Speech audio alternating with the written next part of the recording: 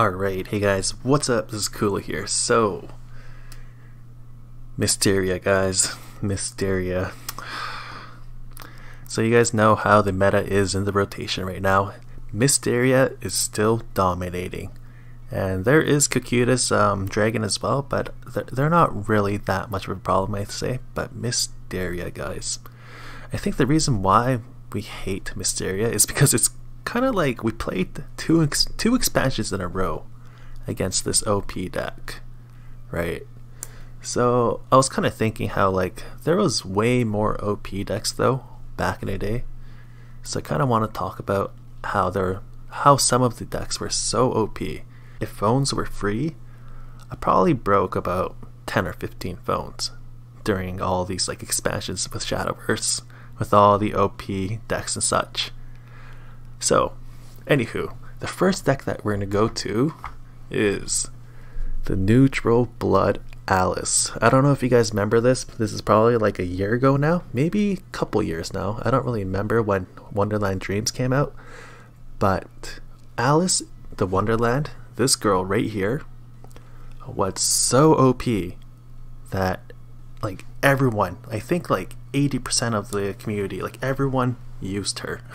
It was just so OP, it was just so ridiculous that I think there was like a pretty much like it wasn't an emergency maintenance, but right after the new expansion came out, she was instantly nerfed.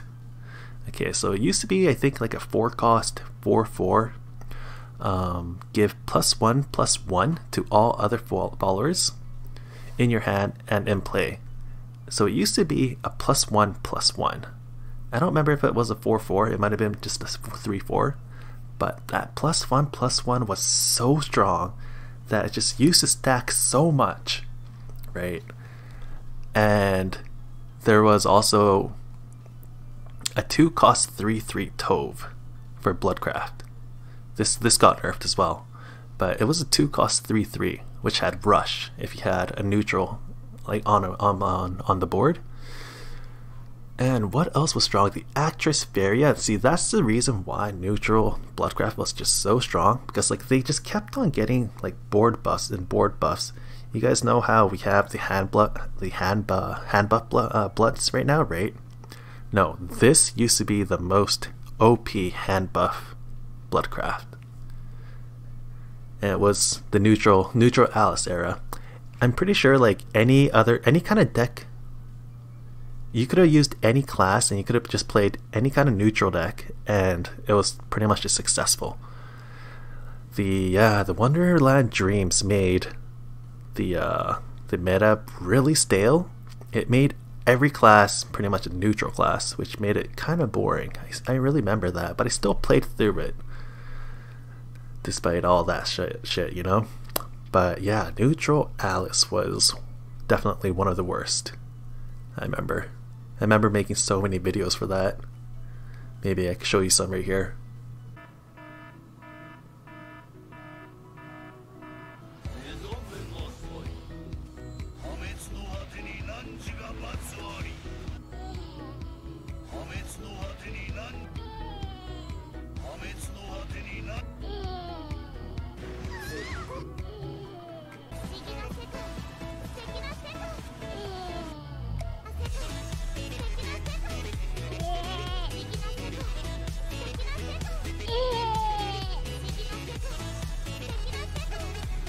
Alright, so the second one that we're going to go through was the D-Shift. I mean, it's still a problem right now, but D-Shift, back in the day, it was cancerous, man. Oh my god, I used to hate D-Shift so much that every time I lose, I mean, I would just shut it down, right? I would just shut down, wouldn't play for a bit. But I've come back. What am I talking about? I still love Shadowverse. Anywho, yeah, like every time I saw this deck out, it just raged me so much because it was pretty much a one-player solitaire. It's still the same thing as Mysteria at the moment, but Dimension Shift, it gave you an extra turn. So when they use that 2 or 3 times, it's just like, it just devastates you. It's just like, why am I even playing this game?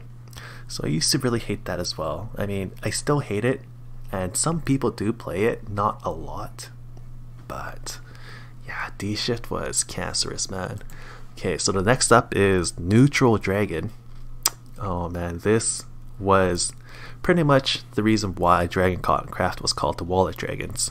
Because they had 3 of the Queen of the Dread Seas, 3 Zeus, 3 Bahamuts, 3 Israfils. I kind of forgot to put it in here, but then there was like 3 of those, what's her name? Okay, let's just go back right here. It's a 7-cost legendary. Yeah, 3 of these Sahak wheels. So what should I take out? Right, so let's take out the Lucifer. And let's put in 3 Sahak wheels.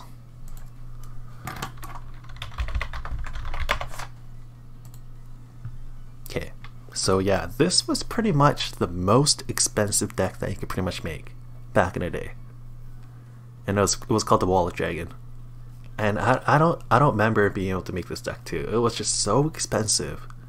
And all the cards were just so good. I don't know if you guys remember, but the Wind Reader Zell used to be a 2-cost. It used to be a 2-cost 2/2.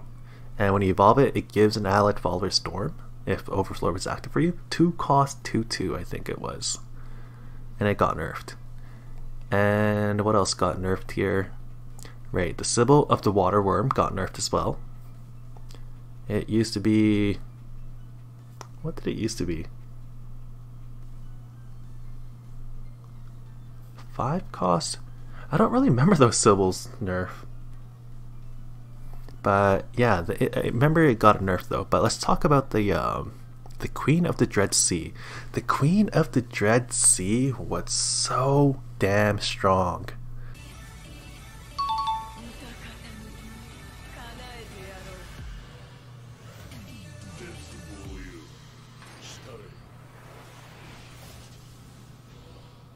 It was at the I'm kind of sad that it got nerfed to oblivion, but man, like, I don't know, they should I think they should bring back Queen of the Dread Sea for sure. Like, it's pretty much damn useless right now. Subtract 5 from the cost of a neutral card and a non-neutral card in your hand, then discard all of the cards in your hand.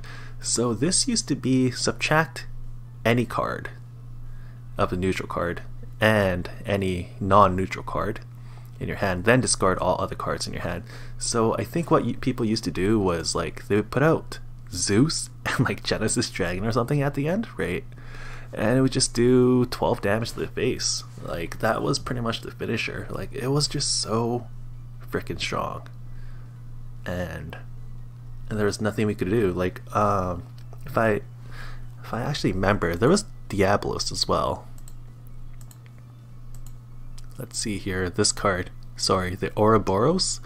So Zell and Ouroboros was really strong as well. 2 cost, and you could pretty much make this like an 8/4 storm, and it comes back to your hand, and it also deals 3 damage to the enemy's face. It was really strong. I think the nerf is now that you can only deal damage to an enemy. Wait, sorry, you're able to deal damage to the enemy, and you're able to gain 3 life as well. That's what it was, but it was so freaking OP. I do remember that, and I do remember battling it because I'm just like, oh my god, this card sickens me.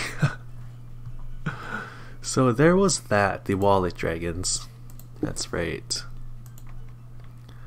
Okay, there's 41 cards in here. Let's just take out that. So let's just put in Wallet Dragon for the memories. Okay, so the next up is... God, I used to fucking hate this deck too.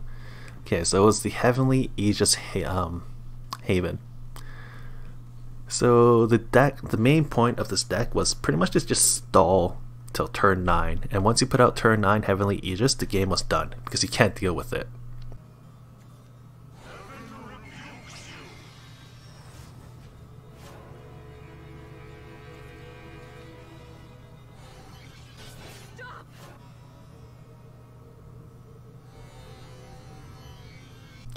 So there was a lot of like cards where Haven would just like remove using the Blackened Scripture, using the Priest of the Cudgel, Tribunal of the Good and Evil, Ancient Lion, March's hair was really strong as well. It was a 4/5, and what does it do? It does 3 damage to the face, right, or 3 damage to anything.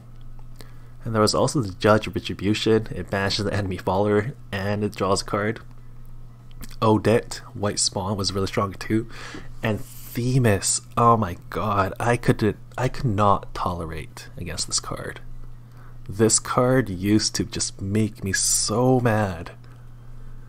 The effect, the right? They do that 3 turns and Aegis comes out. It's just like, what the fuck? Like, why am I even playing? But in the end of it, I really did love Shadowverse. I'm still playing it, so. But what the fuck, you know? Yeah, Aegis Haven was definitely a cancerous deck. One of the most, for sure. Like, this is the reason why I used to hate Havencraft. And even at this moment, too. Whenever I face Havencraft, I think I lose. I'm just like, oh shit. Like, Heavenly Aegis is not going to come out, but then their control is just in my mind, where it kind of brainwashed me. I'm just like, oh, I'm so scared of Haven. Yeah. So, Heavenly Aegis definitely gave me PTSD. For sure. God damn, that card was so strong. I'm so glad it rotated out. I'm kind of glad there is this rotation thing, because like, we could talk about how like the decks were so cancerous, and like we could thank those cards out, right? So like, I forgot to talk about this as well, but then, do you guys remember the G Chimera? That was just like an expansion ago as well, but that was so fucking ridiculous. Rocket launcher.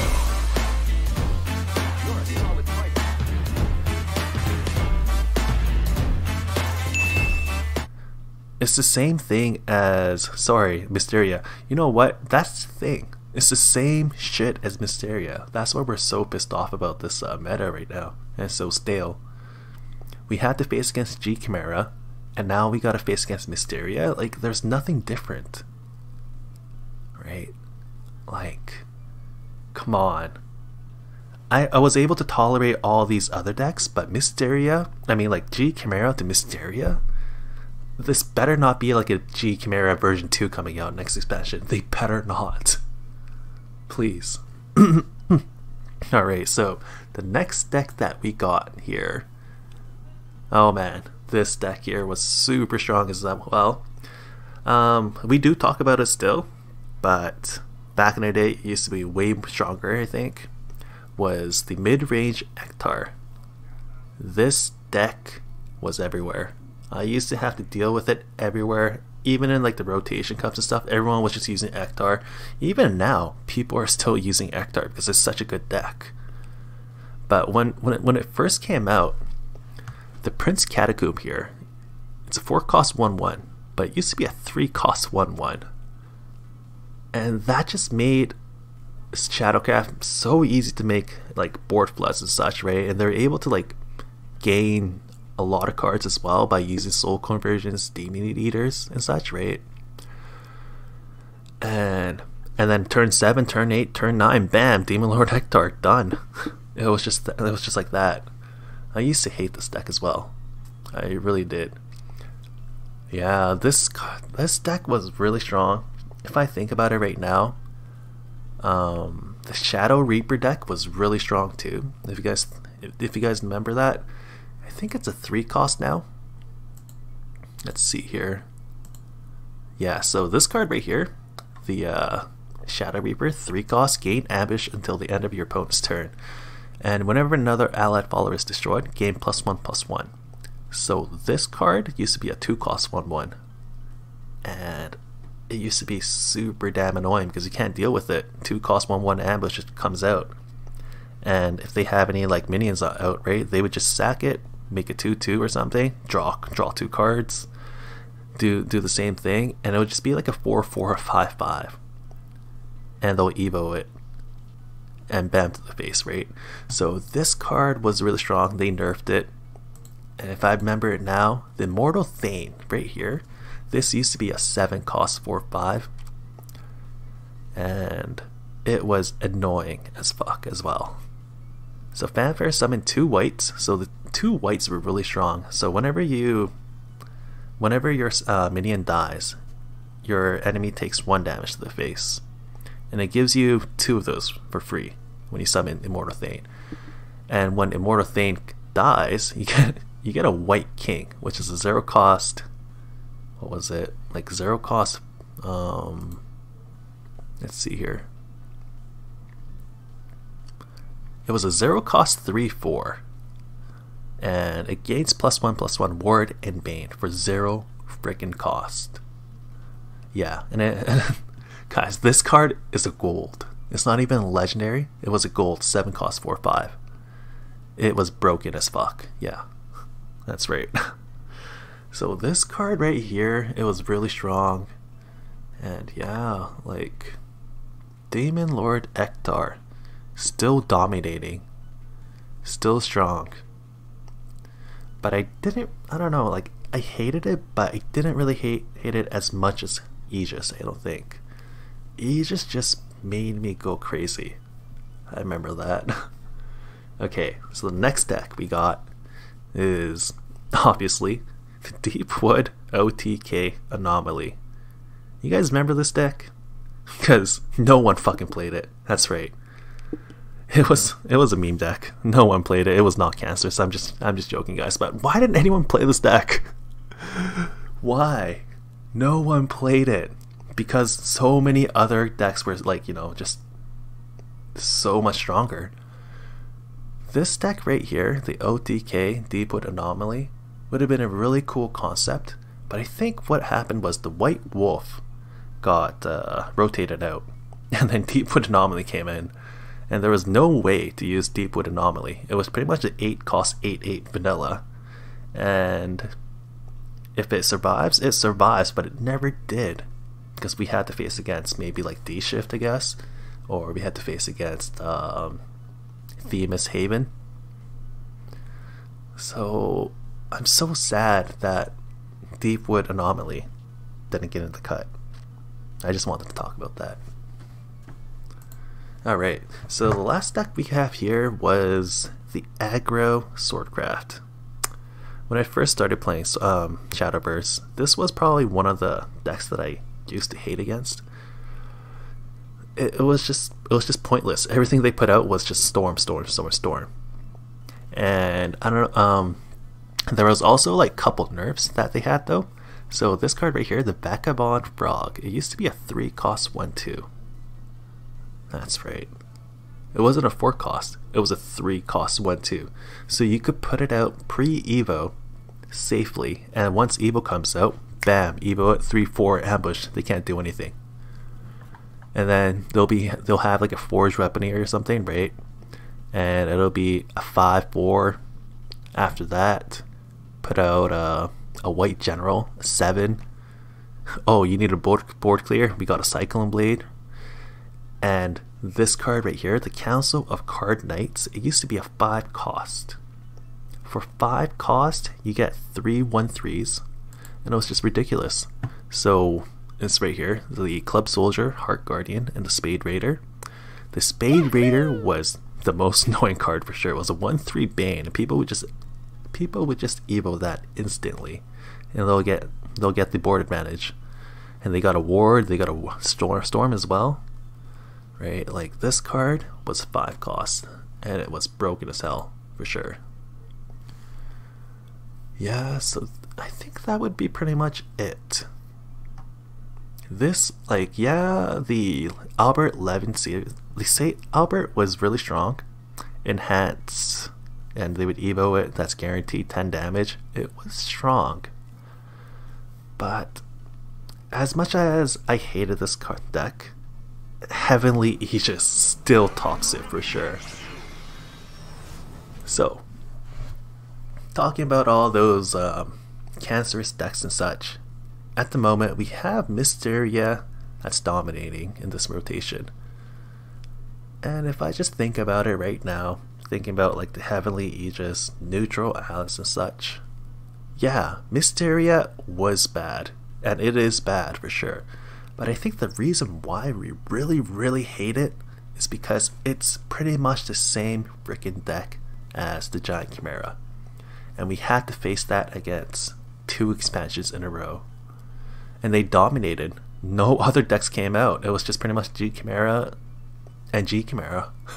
I can't really remember any other decks that came out. Maybe Ektar? There was a little bit of Tenko Haven as well, but it was pretty much, yeah, it was just pretty much G Chimeras. I remember that. And we were so happy that for the new expansion, we got Mysteria, and people just started using it, man. Like, I remember when people were saying, like, oh man, I wish there was Mysteria supports. I wish there was. People were saying that, and once we got it, people just, they changed their minds like 180 degrees. They're like, nope, Mysteria, fuck this shit. I mean, some people are like that, but a lot of people are using that deck because it's really cheap. It's really affordable. I agree. Like, Runecraft decks are super affordable because if you think about it, right here, when we saw D-Shift, it was only 10,000. 10,000 vials and you can make a D-Shift. So, yeah, like, Runecraft was really cheap, and that's the reason why I guess like a lot of people still play Runecraft. Is because like when you start off, like Runecraft is probably the easiest decks to start off with because it's affordable. And once you start to get more cards and such, right, you'll like kind of like diverse your classes and such. But I think the reason why we see a lot of Runecraft is because it's the most affordable decks. So that is my conclusion, guys. So yes, Mysteria is terrible.